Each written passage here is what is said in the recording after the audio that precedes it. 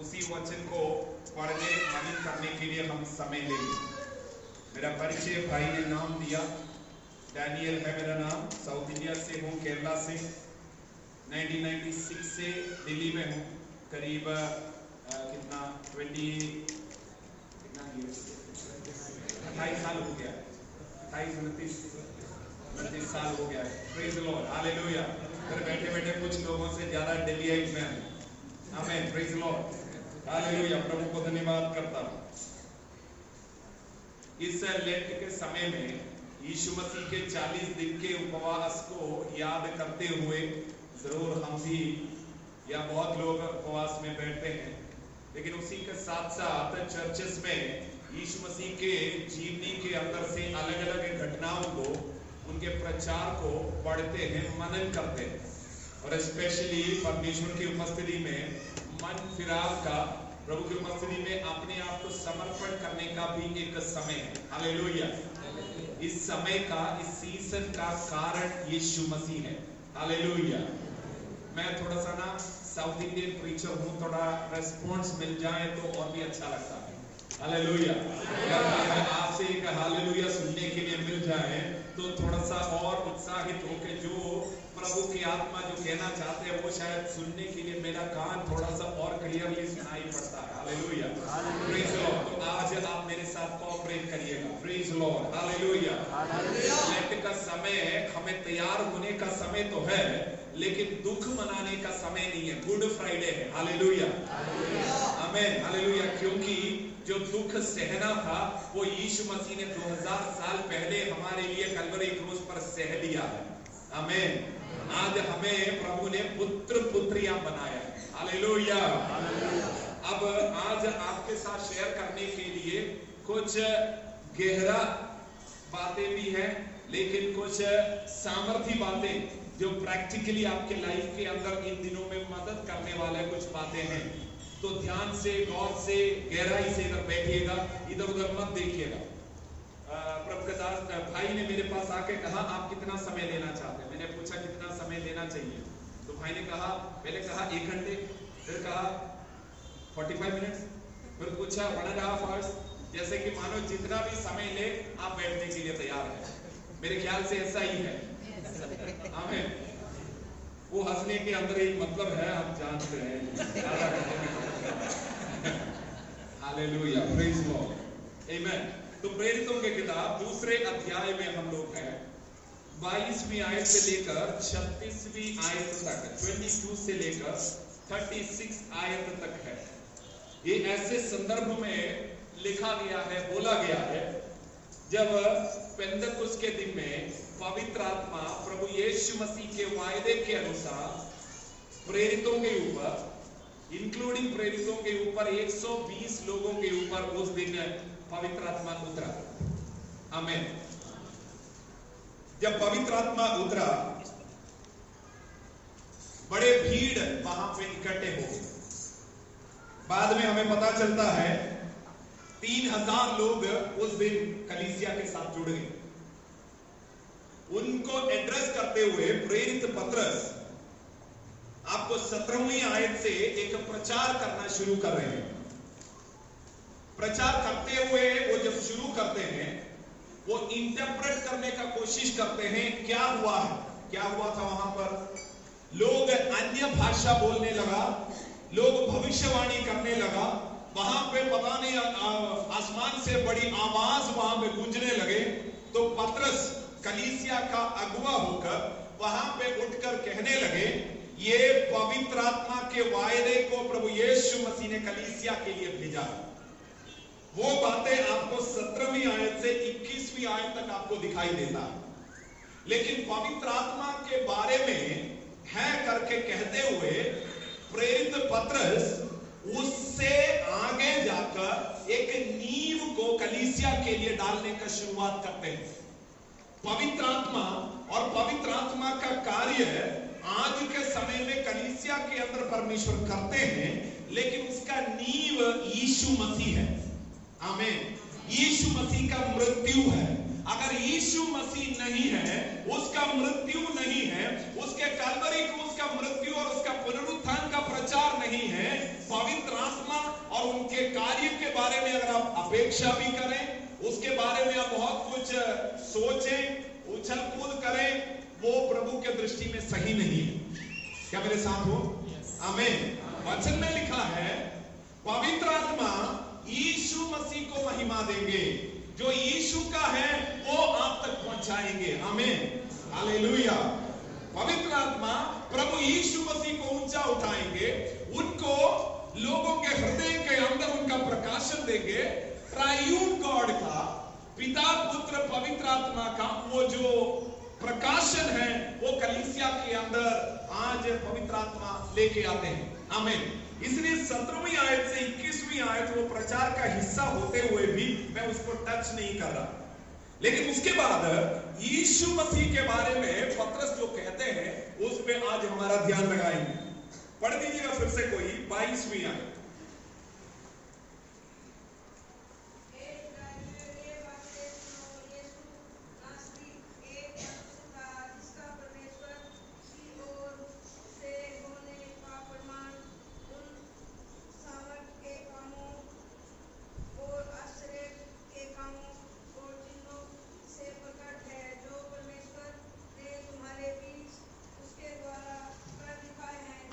उतना काफी है।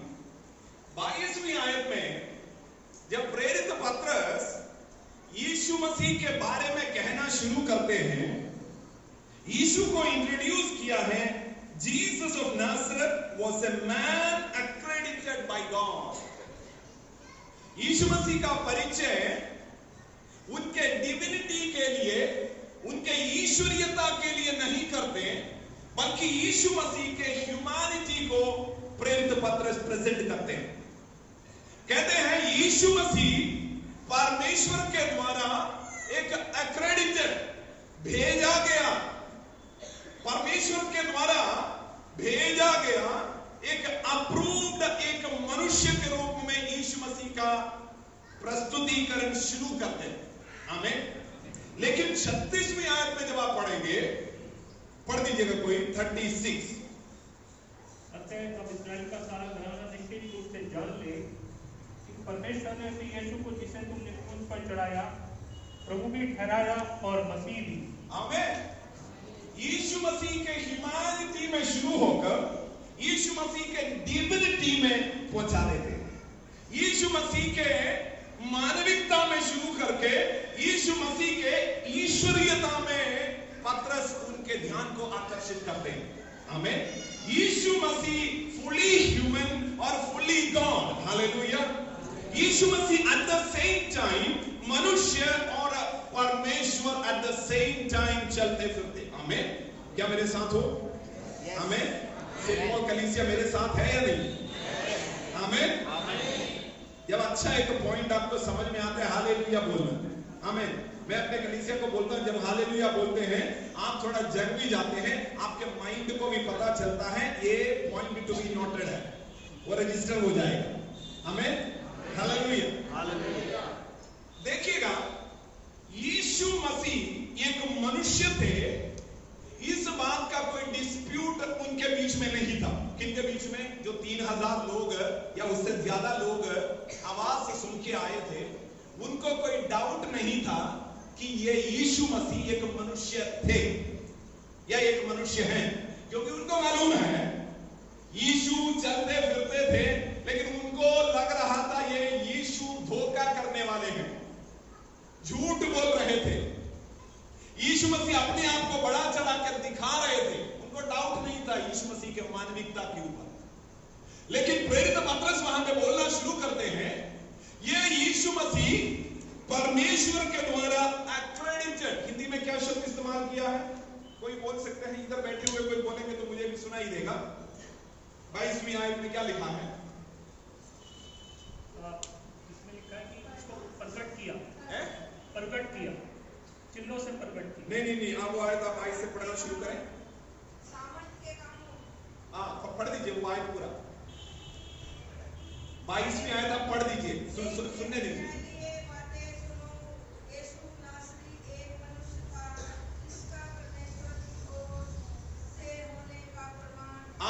जिसका परमेश्वर से होने का प्रमाण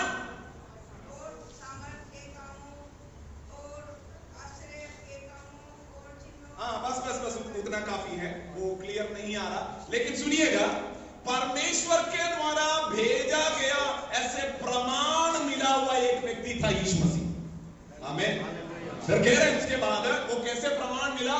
चिन्ह चमत्कारों के द्वारा, या उन्होंने जो कार्य किया उसके द्वारा तुम्हारे बीच में, हमारे बीच में इसका प्रमाण हुआ था कि यीशु मसीह को परमेश्वर ने भेजा है। हालेलुया।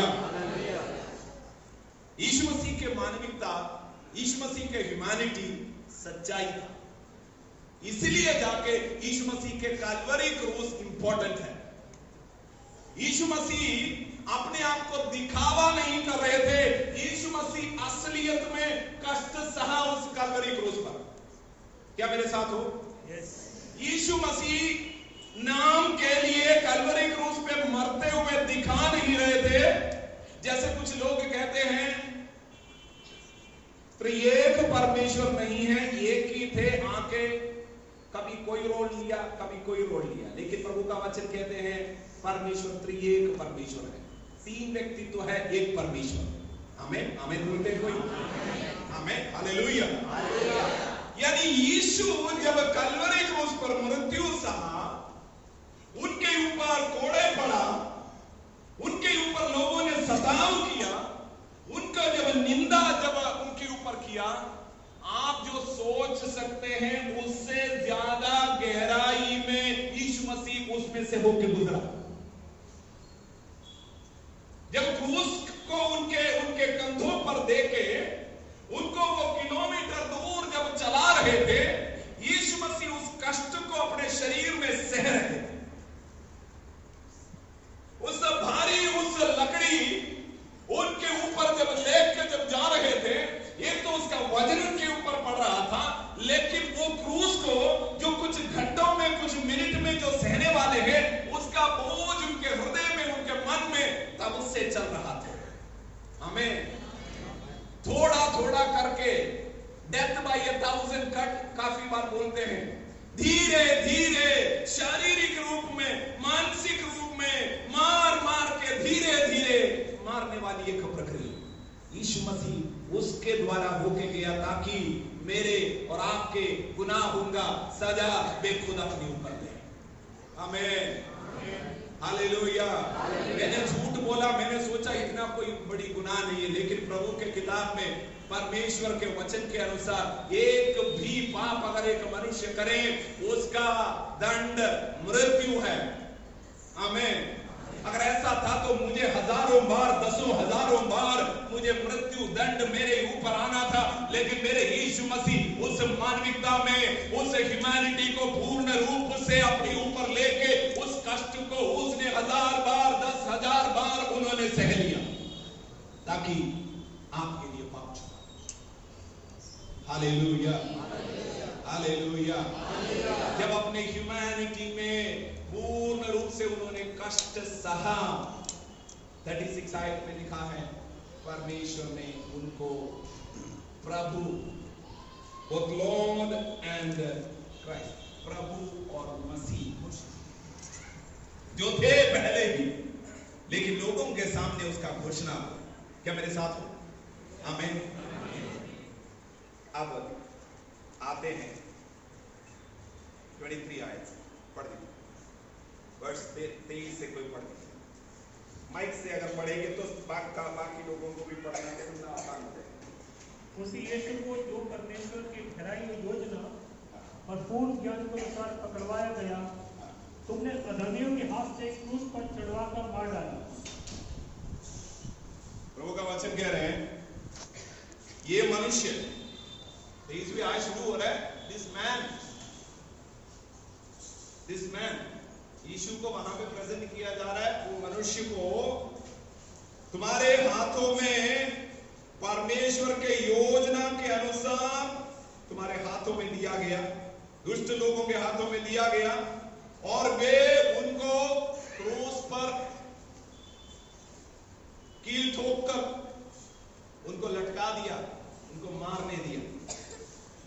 लेकिन 24 आयत में लिखा है, पढ़ लीजिए, इस पे अभी ध्यान दीजिएगा, आपके पर्सनल लाइफ के लिए कुछ इंपॉर्टेंट बातें आने जी। परंतु उसी को परमेश्वर ने मृत्यु के बंधनों से छुड़ाकर जिलाया, परंतु उसी को परमेश्वर ने मृत्यु के दंड से जिलाया। आगे। क्योंकि ये अनहोना था क्योंकि ये अनहोना था कि वह उसके वश में न था। हाँ, अगला भी आयत का शुरुआत पढ़ते हैं। क्योंकि दाऊद उसके विषय में कहते हैं, देखिए 24 और 25 आयत में 2 बार क्योंकि शब्द इस्तेमाल किया। पहला इस्तेमाल किया है क्योंकि ये अनहोना था कि मृत्यु उसके ऊपर अपना दबाव तो बना के रखे। फिर 25वीं आयत में शुरू करते हैं क्योंकि दाऊद ने इस प्रकार कहा। अब देखिए ये 24 आयत जब शुरू करते हैं ये इस प्रकार शुरू करते हैं, but God raised him from the dead, परमेश्वर ने उसको मुर्दों में से जिंदा किया। अब उसके बाद 2 कारण बोलने वाले हैं क्यों परमेश्वर ने इस मनुष्य यीशु को मुर्दों में से जिंदा किया। हमें आप शायद इतना गहराई में नहीं सोच रहे होंगे, लेकिन आज सोचना शुरू करिए। वचन एक स्टेटमेंट कह रहे हैं परमेश्वर ने उसको मुर्दों में से जिंदा किया। उस दिन चाहे दुनिया चाहे कुछ भी करे, शैतान चाहे कोई भी योजना बनाए, चाहे जो तब के राजा है कैसर या हेरोदेस, उनके कितना भी दम लगाए, यीशु को उस कब्र में रखना नामुमकिन था। आमीन। जब आपका समय उठने का समय आता है, चाहे दुनिया आपके खिलाफ कुछ भी करे, आपको उस कब्र में रखे रहना इम्पॉसिबल है। हालेलुया। मैं आपको कहना चाहता हूं, आपको यह बात समझने की जरूरत है, जब तुम परमेश्वर को अपने उद्धारकर्ता के रूप में मानते हो, जब प्रभु यीशु मसीह को तुम्हारे जीवन में जगह दिया जाता है, तुम्हारे जीवन में ऐसा कोई परेशानी, ऐसा कोई दिक्कत, ऐसा कोई कष्ट, ऐसा कोई सताव नहीं आ सकता जो तुम्हें हमेशा के लिए दबा कर रख सकता है। आमीन। क्योंकि तुम्हारा एक परमेश्वर है जो सही समय पर तुम्हें फिर से उठाएगा। आमीन। हालेलुया। ऐसा विश्वास करने वाले है कोई? मैं विश्वास करता हूं चाहे कितना भी मुझे लगे कि मैं खत्म हो गया, मैं गिर गया, मेरा फ्यूचर खराब हो गया। कभी कभी बच्चे जो है जब कोई ऐसा कोई घटना होता है तो उनको लगता है अब कुछ नहीं हो सकता, सुसाइड कर देते हैं या अपने लाइफ को बर्बाद करने देते हैं। लेकिन ऐसे सोचने वालों को मैं बताना चाहता हूं, अगर प्रभु यीशु मसीह का हाथ उन्हें पकड़ा है, अगर थोड़ा सा भी प्रभु की ओर देखा है, जब तक तुम्हारे जीवन के बारे में परमेश्वर के स्वप्नों को पूरा नहीं किया जाता, तब तक द एंड हुआ नहीं है। हालेलुया। परमेश्वर तुम्हें फिर से जिंदा करेगा, परमेश्वर तुम्हें फिर से उस कब्र से बाहर निकालेगा, परमेश्वर तुम्हें फिर से एक नया मौका देगा। शायद लोग बोलेंगे, आपके पड़ोसी बोलेंगे, इधर उधर के बातें करेंगे, लेकिन मैं कहना चाहता हूं प्रभु की ओर देखे और कहे, परमेश्वर मैं आपकी उपस्थिति में आता हूं, फिर से आपकी ओर देखता हूं। मैं आपको कहना चाहता हूं परमेश्वर तुझे फिर से उठाएगा। हालेलुया। अगर यीशु मसीह को कब्र 3 दिन तक रखने के बाद भी उसको बंद नहीं कर पाया, लेकिन उसको भेद कर यीशु को परमेश्वर ने बाहर लाया, तो मैं कहना चाहता हूं इधर ऐसा कोई व्यक्ति नहीं बैठा है जिसको शैतान हमेशा के लिए बंद कर सकता है। तो बाहर आएगा। आमीन। मैं पिछले बार भी शायद आपको कहा था, बहुत साल पहले, पूरा 1 साल मैं बेड रिडन हो गया था। नवंबर महीने में पता चला मुझे हर्निया का प्रॉब्लम हुआ। समझ में नहीं आ रहा था, उसके टेस्ट के लिए जा रहा था। टेस्ट के लिए आप जानते हैं all India institute of medical science में ऊपर से नीचे तक कितने बार चला, 1.5 महीना निकल गया। 1.5 महीने के बाद पता चला हर्निया ही नहीं है, टीबी भी हो गया। डॉक्टर ने कहा, हर्निया के सर्जन ने कहा, अब ऑपरेशन अभी नहीं कर सकते, पहले टीबी को इलाज कराओ। आमीन। आपको मालूम है उस दिसंबर महीने से दिसंबर 31 तारीख को रात के समय के बाद तुरंत मुझे बुखार हो गया। अगले 1 साल बेड में था। शुरुआत के दिनों में प्रार्थना करने के लिए मन नहीं करा, बाइबल पढ़ने के लिए मन नहीं करा, कोई पॉजिटिव थिंकिंग नहीं था। मैंने खुद लोगों को बोला, मत आओ, टीबी हो गया है, घर में आएगा तो तुम्हारे भी दिक्कत हो जाएगा। अपने आप को सेक्लूड कर दिया कमरे के अंदर, ऐसे सेक्लूड कर दिया कि एक दिन मैं बैठ के प्रभु से कहा, प्रभु अगर मेरे कोई गलती के वजह से ऐसे हुआ है, एक के ऊपर एक चीज, रात को सिर्फ टीबी का ही प्रॉब्लम नहीं था, टीबी के वजह से मैं खांसता था, वो खांसी के वजह से मेरा हर्निया अग्रवेट हो जाता था। मेडिकल पीपल अगर है तो आप जानते हैं, मेरे लोअर एब्डोमेन में खांसता था पूरी रात, और वो पूरी रात खांसने के टाइम में ये हर्निया पूरा मेरे बाहर बल्ज आउट होता था। रात को नींद नहीं आता था, आधा रोटी में नहीं खा पा रहा था, और उसके ऊपर मुझे लग रहा था मेरे दो छोटे बच्चे, इनका क्या हाल क्या होगा, चर्च जो मिनिस्ट्री है उसका क्या होगा। दिमाग के अंदर कुछ भी साफ तरीके से नहीं दिखाई दे रहा था। पूरे दुनिया शैतानी ताकतें मुझे चिल्ला चिल्ला के कह रहा था, तेरा कब्र है। मैंने प्रभु से रात को ऐसे रो के हमारे फैमिली प्रेयर में कहा, प्रभु अगर मेरा गलती से अगर हुआ है, ये मेरे पाप की वजह से हुआ है, तो मैं रेडी हूं इस चीज को छोड़ के, सेवकाई को छोड़ के मैं बाहर आने के लिए तैयार हूं, जीरो से शुरू करूंगा, आप जो कहें करूंगा। लेकिन मैं आपको कहना चाहता हूं, परमेश्वर मेरे ऊपर एंड कहा नहीं, परमेश्वर मेरे कहानी को खत्म नहीं किया। लोग शायद बोलेंगे उसने कुछ ऐसा वैसा किया होगा, ऐसे हुआ होगा, एक के ऊपर एक प्रॉब्लम आ गया, उसका तो खत्म। लेकिन प्रभु ने सुबह सवेरे 4-5 प्रभु के दास लोगों को पता नहीं कहां से इकट्ठा करके मेरे घर में लाए, और उस रात तक मेरे ज़बान बिल्कुल फिसल रहा था, मैं बात नहीं कर पा रहा था, मेरे दिमाग में आ रहा था लेकिन मैं बोल नहीं पा रहा था, फिसलते जा रहा था। मुझे नहीं पता उसको क्या मेडिकल साइंस में कहेंगे। सुबह आके मेरे से बात करने लगा, बात करते करते उनसे प्रभु के वचन से बात करते करते मैं बोल रहा हूं, उनको जवाब दे रहा हूं, वो मुझे सांत्वना दे रहे हैं। देखो आयुब के जीवन में भी ऐसा हुआ था, मुझे बोलना चाह रहा है कोई बात नहीं तू सह लो, यही कहना चाह रहे थे, कोई बात नहीं, टाइम पे प्रभु तुम्हें बाहर लाए। मैंने उनसे बात करने लगा, बात करते करते आधा घंटा नहीं हुआ, मेरा फिसलने वाला जुबान मेरे दिमाग के उतने तेजी में चलने लगा, प्रभु ने उतने हाथ बार में मुझे चंगा किया। मैं कहना चाहता हूं, तेरा परमेश्वर तुझे कब्र के 6 फुट के नीचे से बाहर ला सकता है। तेरे बारे में जो पड़ोसी कहते हैं, तेरे बारे में तेरे एम्प्लॉयर्स कहते हैं, तेरे बारे में तेरे घर के लोग कहते हैं, इसका कहानी खत्म हो गया, इससे कुछ नहीं बन सकता, लेकिन तेरा परमेश्वर कहता है तेरे कब्र के अंदर से मैं तुझे बाहर निकाल सकता हूं। हालेलुया, मैं इसके लिए जिंदा गवाह। हालेलुया। जून महीने तक 6 महीने तक मुझे उससे होकर गुजरना पड़ा। उसके बाद मेरा ऑपरेशन होने के लिए समय आया, पूरा 1 साल बेड रिस्ट। मेरा परमेश्वर 2000 साल पहले पुराने का परमेश्वर नहीं है, आज जिंदा परमेश्वर।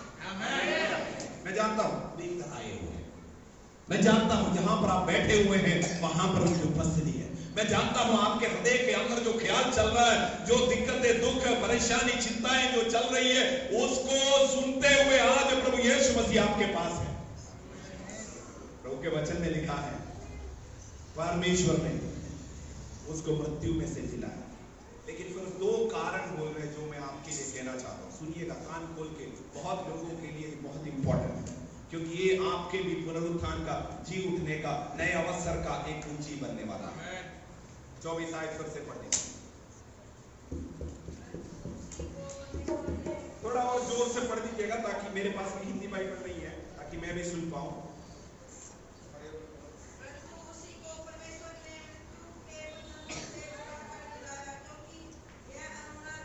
क्योंकि ये अनहोना था कि, पढ़ दीजिए, मैं सॉरी,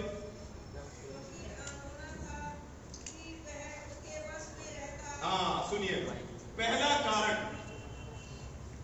पहला कारण परमेश्वर ने यीशु को, जो यीशु मनुष्य है, उनको मृत्यु से जिलाया। उसका पहला कारण, क्योंकि ये अनहोना था कि मृत्यु वहां पे दबा कर रख पाए। मृत्यु के अंदर वो ताकत नहीं था। हालेलुया। जिसके ऊपर परमेश्वर की योजना है उसके ऊपर मृत्यु की ताकत कामयाब नहीं है। ये पहला कारण है। हालेलुया। जिसके ऊपर परमेश्वर की योजना है उसके ऊपर दुनिया का ताकत का कोई दम नहीं चलेगा, उसको टूटना ही पड़ेगा। लेकिन आपको मालूम है दुनिया का ताकत तो उसके ऊपर हावी नहीं हो सकता, शैतान का ताकत, दुष्टात्माओं का ताकत कोई भी कामयाब नहीं हो सकता, लेकिन फिर भी वो पराजित हो सकता है। कैसे मालूम है? अगर आप देखोगे एलिया का जीवन आपको दिखाई देगा। एलिया का जीवन आप जब पहले राजाओं के किताब 17वें अध्याय से जब आगे को पढ़ेंगे, पहले शायद मैंने इधर बोला है, 17वें अध्याय में शुरुआत में एलिया परमेश्वर से सुन के राजा का सामना करते हैं। कहते हैं जब तक मैं नहीं बोलूंगा बारिश नहीं होगा। लेकिन 19वीं अध्याय में जब रानी इजबेल उनको बोलते हैं कल इस समय तक यानी 24 घंटे के अंदर तुम्हारा भी हालत उन भविष्यवक्ताओं के समान बनाऊंगी मैं जिसको तूने अभी कत्ल किया, ऐसे एक धमकी दिया उसको। सुनिएगा, उसको कोई सैनिक को भेज के उसको मारा नहीं, जो खबर जिसके द्वारा भेज रहे थे तलवार चला के उसको वहां पर गिरा सकते थे, लेकिन रानी ने एक दिमागी तौर पे एक वार चलाया। उसने कहा 24 घंटे देती हूं, उसके अंदर तुझे मार खत्म कर। अरे तलवार से इसको मारना इम्पॉसिबल है, इसीलिए उसको कहा गया, धमकी दिया तुझे मार दूंगा। तब क्या हुआ? एलिया डर गए। लिखा है उधर एलिया अपने प्राण लेकर वहां से भाग गया। हालेलुया। जो तलवार नहीं कर सकता, जो शैतान नहीं कर सकता, जो दुनिया नहीं कर सकता, वो आपके अंदर का डर आपके ऊपर कर सकता है। क्या मेरे साथ हो? हालेलुया। वो आपके अंदर के निराशा आपके जीवन में कर सकता है। शैतान आपको डराता है, धमकाता है, निराशा का वजह डालता है। अगर आपने उस चीज को ले लिया तो आप पराजित होंगे। शैतान आपको पराजित नहीं कर सकता। जीवन का संघर्ष आपको गिरा नहीं सकता, जीवन के परेशानियां आपको गिरा नहीं सकता। लेकिन अगर आप उस परेशानियों को, उस मुसीबतों को देख के घबरा गया, निराश हो गया, आप हार सकते हैं। क्या मेरे साथ हो? प्रभु के वचन में इधर लिखा है मृत्यु के लिए ये अनहोना था कि उसे अपने वश में रखे। क्यों अनहोना था? क्योंकि यीशु मसीह के अंदर निराशा, दुख या ये मेरे साथ क्या हो रहा है, उस तरह का कोई भी बात उनके ऊपर कामयाब नहीं हो रहा था। क्योंकि यीशु को पता था, भविष्यवाणी किया था, मैं क्रूस पर चढ़ाया जाऊंगा लेकिन तीसरे दिन। बोलिए, मैं अपने लिए बोलिएगा, अपने लिए सोच के बोलिएगा, मैं तीसरे दिन जी उठूंगा। बोलिए ना, यीशु के जैसे मृत्यु से उठने वाली बात नहीं, लेकिन अपने जीवन के संघर्षों से बोलिए ना, मैं फिर से जी उठूंगा। बोलिए ना, आप लोग नॉर्मली बोलते नहीं होंगे लेकिन आज बोल दीजिए, पास्टर के थोड़ा सेटिस्फैक्शन की आप बोल दीजिए, मैं फिर से जी उठूंगा। आपके जीवन में चाहे कोई भी चीज चल रहा हो, लेकिन बोलना शुरू करिए, मैं फिर से जी उठूंगा, मैं इस चीज से बाहर आऊंगा, इस संघर्ष से बाहर आऊंगा, इस परेशानी से बाहर आऊंगा। जब आप वो बोल रहे होते ना, तब आप परमेश्वर को हाँ बोल रहे, प्रभु आप मुझे फिर से जिला सकते हैं, आपके योजना के लिए मैं अभी भी रेडी हूं परमेश्वर। हालेलुया। अपने आप को हराइए मत, अपने आप को निराशा से अपने आप को हराइए मत। परमेश्वर आपको, आपके जीवन को फिर से खोल देना चाहते हैं। परमेश्वर आपके जीवन के अंदर नए मौसम, नए सीजन को प्रभु पहुंचाना चाहता है। आमीन बोल सकते हैं कोई? खत्म नहीं हुआ वहां पे, अब और इंपॉर्टेंट बात आ रहा है। क्योंकि पढ़ दीजिएगा 25 में, क्योंकि दाऊद उसके विषय में कहता है। क्योंकि दाऊद इसके बारे में कहता है। हालेलुया। मैं प्रभु को सर्वदा अपने सामने देखता रहा, हाँ, क्योंकि वह मेरे दाहिनी ओर है, हाँ। ताकि मैं डिग ना जाऊं। दाऊद बहुत समय पहले यीशु मसीह के बारे में एक भविष्यवाणी जो लिखा था, पतरस कह रहे हैं ये भविष्यवाणी के वजह से, या ये भविष्यवाणी यीशु मसीह के जीवन में सच्चाई था, इसलिए मृत्यु उसको दबा कर नहीं रख पा रहे थे। पिता परमेश्वर ने उसको जिंदा किया। अब क्या है देखिएगा, कह रहे हैं मानो यीशु मसीह की भाषा दाऊद के जुबान से इधर लिखा गया है। पढ़ दीजिएगा वो फिर से, दाऊद जो कह रहे हैं, क्योंकि मेरे दाहिनी ओर 25वीं आयत से पढ़ दीजिएगा फिर से। क्योंकि दाऊद इस विषय में कहता है, मैं प्रभु को सर्वदा अपने सामने देखता रहा। मैं प्रभु को सर्वदा अपने सामने, मानो यीशु मसीह कह रहे हैं अपने उस पैशन वीक के समय में, क्रूस के मृत्यु के समय में, मानो यीशु मसीह पिता परमेश्वर के बारे में कह रहे हैं, मैं प्रभु को सर्वदा मेरे सामने। कब? जब क्रूस उठा के जा रहे हैं, साधारण लोगों को उस गुलगोथा के वो स्थान दिखाई दे रहा है, उनके ऊपर कोड़े पड़ रहे हैं, उनके ऊपर जो जब लोग उनके ऊपर निंदा कर रहे हैं, तब वो वचन में लिखा है, यीशु का सोच है मैं इस समय में भी प्रभु को मेरे सामने देखता हूं। हालेलुया। वचन में लिखा हुआ, समझाया हुआ है, यीशु उस कष्ट से, क्रूस के मृत्यु से होके जब जा रहे थे, यीशु उसके आगे परमेश्वर को देख रहे हैं। आमीन। जब आप अपने जीवन के संघर्षों के अंदर उस संघर्षों के ऊपर परमेश्वर को देखने लगेंगे, तो ये परेशानी आपको दबा नहीं सकता, वो कब्र आपको दबा के नहीं रख सकता। हालेलुया। कह रहे हैं वो कष्ट के समय में, वो क्रूस में जब लटकाए हुए थे, उस समय में जब जॉइंट से जॉइंट उनका निकल रहा था, तब जब वो उधर लटकाए हुए सांस नहीं ले पा रहे थे, तब उन सब समयों में वचन में लिखा है, यीशु मसीह ने पिता परमेश्वर को अपने सामने देखा, अपने सामने रखा। पहला रीजन मैं आपको कहना चाहता हूं, जीवन में काफी समय ऐसा आता है जब आपको कोई समझ में नहीं आता क्यों हो रहा है मेरे साथ।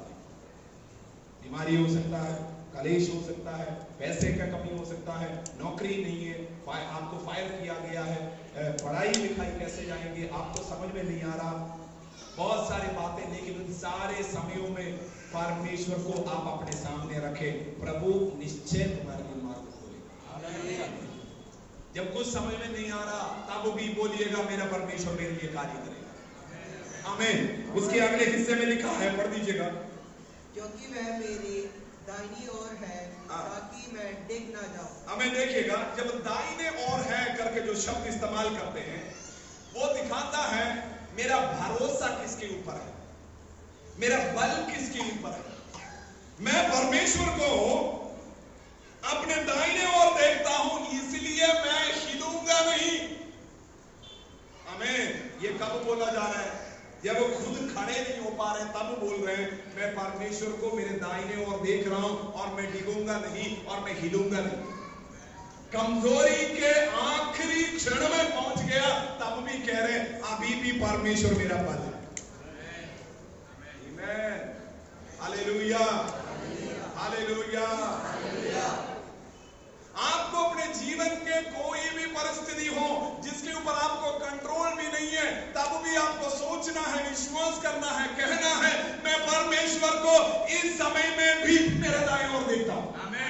अभी भी वो मेरा बल है, अभी भी वो मेरे लिए शरण स्थान है, अभी भी वो मेरे साथ है। हालेलुया। आमीन। मैं आपको कहना चाहता हूं, तुम्हारा परमेश्वर टाइम टाइम पे वेकेशन लेके स्वर्ग में नहीं जाता, वो स्वर्ग से पृथ्वी में आया, अब आपके अंदर डेरा किया है। आमीन सुन सकते हैं उसके लिए? वो स्वर्ग में तो है लेकिन तेरे हृदय में भी है। आमीन। आपको अपने जीवन के हर परिस्थिति में उसको अपने दाएं ओर देखना है, यानी विश्वास करना है इस समय में भी परमेश्वर मेरे साथ है। अब देखिएगा, ये भविष्यवाणी को कोट करके प्रभु का वचन कह रहे हैं, यीशु मसीह को इसलिए मुर्दों में से जिंदा करना अनिवार्य था। कारण क्या है? वो परमेश्वर को हमेशा अपने सामने देख रहे हैं, वो अपने पिता परमेश्वर को अपने दाहिने और हमेशा देख रहे हैं। हालेलुया। इसलिए अनिवार्य था यीशु को मुर्दों में से जिंदा होना। आमीन। देखिए, आप कहेंगे पास्टर जी इसमें तो और उससे बड़ा रीजन है, परमेश्वर की योजना था, भविष्यवाणियां था, आपके उद्धार के लिए अनिवार्य था। मैं आपको कह रहा हूं, हाँ ये सब सच है, लेकिन वचन में यहां पर लिखा है ये भी एक वजह है। यीशु ने अपने योजना के, अपने जीवन के अंदर कभी भी एक स्टेप भी पीछे नहीं हटा, ये सोच के चलो कुछ भी हो जाए, पिता परमेश्वर मुझे जिंदा करेंगे, मैं तो तीसरे दिन जी उठूंगा, अब मैं थोड़ा सा दुखी हो जाऊं, परेशान हो जाऊं। नहीं, यीशु ने he kept his side of the bargain intact। उन्होंने अपने तरफ का जो हिस्सा पूरा करना था, यीशु ने उसको पूरा किया, क्रूस के मृत्यु तक अनुसरण किया। आमीन। आगे लिखा है 26 में आएगा, पढ़ दीजिए। इसी कारण मेरा मन आनंदित हुआ और मेरी भी मगन हुई, वरन मेरा शरीर भी आशा में बना रहेगा। यीशु मसीह क्रूस पे लटकाए हुए हैं, उस यीशु के बारे में कह रहे हैं, इसलिए मेरा हृदय आनंदित हुआ। आनंदित होने के लिए कोई वजह नहीं है, लेकिन कह रहे हैं दुख भोगने के समय में कह रहे हैं, इसलिए मेरा हृदय आनंदित हुआ और अब मेरा जीभ भी मगन हो रहे हैं और मेरा शरीर भी आशा में बने रहे। हालेलुया। मैं एग्जैक्ट हिंदी नहीं बोल रहा हूं, आप अपने बाइबल में देख लीजिए, लेकिन ये 3 फोल्ड चीजों को देखिएगा, बहुत इंपॉर्टेंट। पहला है, कहा जा रहा है मेरा हृदय आनंद से भरा है, मेरा जीव, मेरे भाषा वो मग्न है, हालेलुया, प्रफुल्लित है। आमीन। और तीसरा है उसका शरीर भी आशा में रहते हैं। शरीर आशा में रहने का समय, उस शरीर के साथ क्या होगा? हर एक जॉइंट्स अलग अलग हो गए। आमीन।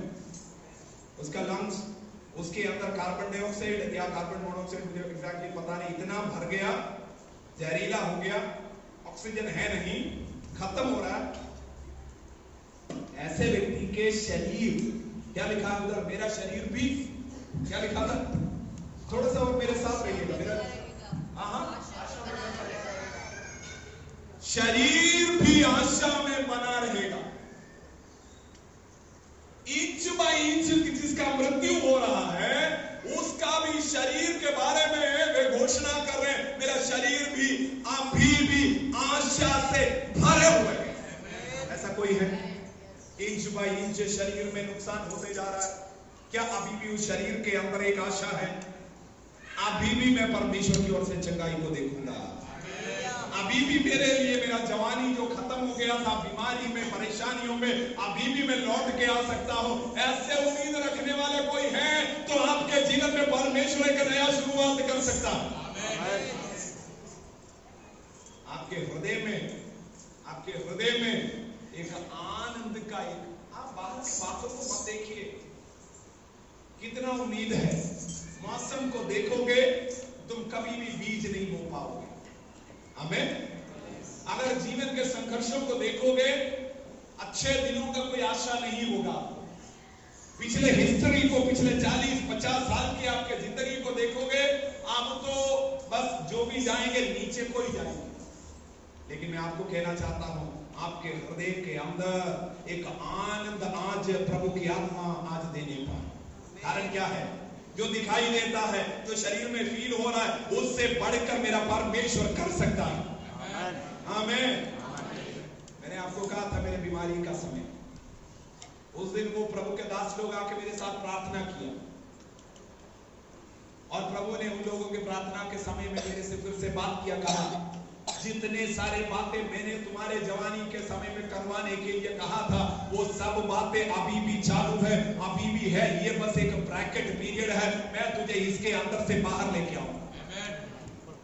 मैं आपको कहना चाहता हूं, आपके जीवन के हर प्रकार के ब्रैकेट पीरियड से जो मानो जिसके अंदर कुछ नहीं है, साइलेंट पीरियड है, अंधेरे का समय है, कुछ नहीं हो रहा था। अगर कोई पूछेंगे क्या हो रहा था इस समय, 2-3 साल, आपको कहने के लिए कुछ नहीं, लेकिन उसके अंदर से परमेश्वर तुम्हें बाहर लाएगा। आज तुम्हारे हृदय के अंदर एक आनंद तैयार हो जाए। आज आपके जुबान में एक प्रफुल्लित होने का, एक मगन होने वाली बात आने पाए। जो इतना खुश हो रहे भाई, तुम्हें समझ में नहीं आएगा। मेरा परमेश्वर आज भी, मेरा उद्धारकर्ता आज भी, वो आज भी जिंदा है और वो मुझे बाहर लाएगा। आमीन। नाओमी से पूछ के देखो, नाओमी को जानते हैं ना? हाँ, घर के आंटी नहीं, बाइबल के नाओमी। अगर कोई आंटी नाओमी नाम में शायद हो, अंदाजा लगा। नाओमी अपने जवानी में अपने हस्बैंड के साथ इस्राएल को छोड़कर, इस्राएल क्या था? बेतलहम क्या? बेतलहम को छोड़ के गई थी। बेतलहम क्या कहा जाता है? House of bread. हाँ, बहुतायत का जगह नगरी था बेतलहम, लेकिन वो बेतलहम में अकाल आया तो नाओमी अपने हस्बैंड को लेकर मोआब में चली गई। मोआब में जाके उनका हस्बैंड वहां पे खत्म हुआ, उनको तो बेटे दोनों खत्म हुए, बस 2 बहुएं, जवान बच्चे नहीं। ऐसे एक अवस्था में नाओमी है, वो अभी बुजुर्ग हो गई है। उससे पूछ के देखो, वो बोलेगी इस समय में भी आनंदित हो सकती हूं क्योंकि मेरा छुड़ाने वाला अभी भी जीवित है। हमें नहीं आ रहा। अरे मैं अभी आपको कहूं, अब मुझे खुश करने के लिए मत बोलो। अगर प्रभु कुछ बात कर रहे हैं तो हमें इधर एक आधा। नाओमी से पूछ के देखो, अब मुड़कर वो बोलेगी तुम्हारे जीवन के सबसे निचले समय में भी तेरे पैरों में एक डांस आना चाहिए, एक स्टेप आना चाहिए। कारण क्या मालूम है? तेरा कहानी अभी खत्म नहीं हुआ। हालेलुया। बोलिए ना, आसपास के लोगों को बोलिए, मेरा कहानी अभी खत्म नहीं हुआ है। बोलिए ना, बोल्डली बोलिए, हालेलुया, हालेलुया। तेरा कहानी अभी खत्म नहीं हुआ। ये तो बोलेंगे जवान है, लेकिन उधर बैठे हुए लोग भी बोले मेरा कहानी अभी नहीं हुआ। वो भी आपको सिखाएंगे, बोलेंगे मैं बुजुर्ग थी, पति नहीं था, बच्चे लड़के नहीं था, तब परमेश्वर ने मुझे बेतलहम में जाने का अगुवाई किया। मेरे साथ जाने के लिए कोई नहीं होगा करके मैंने सोचा।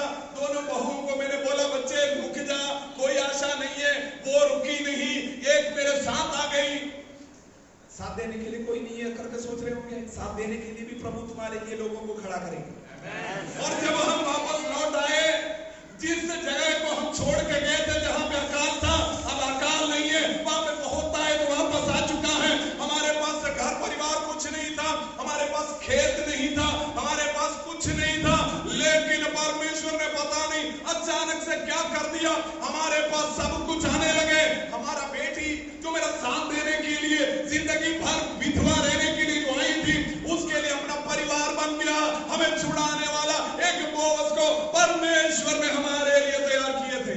मैं आपको कहना चाहता हूं, इतना उत्साह ना मैं आज दिखा रहा हूं, उतना दिखाएंगे तो आप जहां पर फंसे पड़े उससे आप बाहर आएंगे। हालेलुया। जहां पर आप फंसे पड़े हैं, वहां से परमेश्वर आज भी आपको बाहर निकाल सकता है।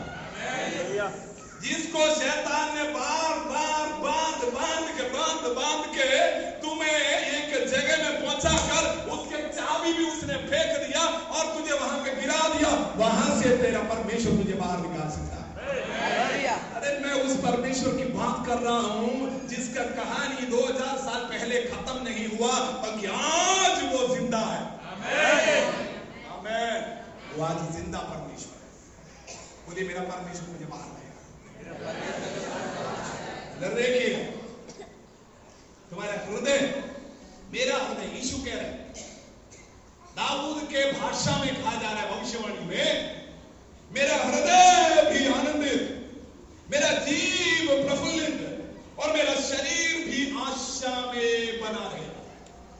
आपको मालूम है पिछले 1 महीने से मैं बीमार था। 1 महीना। क्या है? एलर्जी बीच बीच में आता है, एलर्जी कोल्ड दोनों।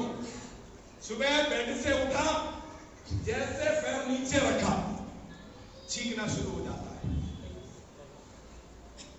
हाथ में पानी थोड़ा सा गिरा जी, यहां पे नाक में इरिटेशन शुरू हो जाता है। मुझे नहीं पता उसको क्या बोला जाता है। 1 महीने से ऊपर हो गया। मेडिसिन अलग अलग टाइप का मैं खा रहा था, लेकिन कल परमेश्वर ने, जब हम फास्टिंग में बैठे थे ना, प्रभु ने कुछ वचन दिया।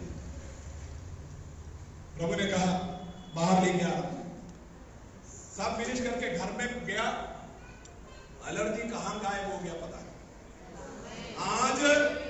आज सुबह चर्च में प्रचार भी किया, हम 4 बजे 5 बजे आया, एलर्जी पता नहीं कहां गायब हो गया। दिन में 2-3 डोज मुझे उसके लिए मेडिसिन लेना पड़ रहा था, लेकिन पता नहीं वो कहां गायब हो गया। आज आपके बीच में मैं प्रचार कर रहा हूं, मैं आपको कहना चाहता हूं, जब तुम्हारे शरीर भी निराशा में डूबते जा रहा है, तब एक आशा उसके अंदर भी आने लगे, क्योंकि अभी भी अगर तू प्रभु की ओर देख रहे तो उम्मीद है।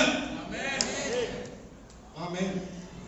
यीशु मसीह कह रहे हैं अपने जीवन के सबसे निचले लेवल में, अभी भी मेरे जुबान पर वो स्तुति है, आनंद के, उल्लास के, हालेलुया गाने हैं, मेरे हृदय के अंदर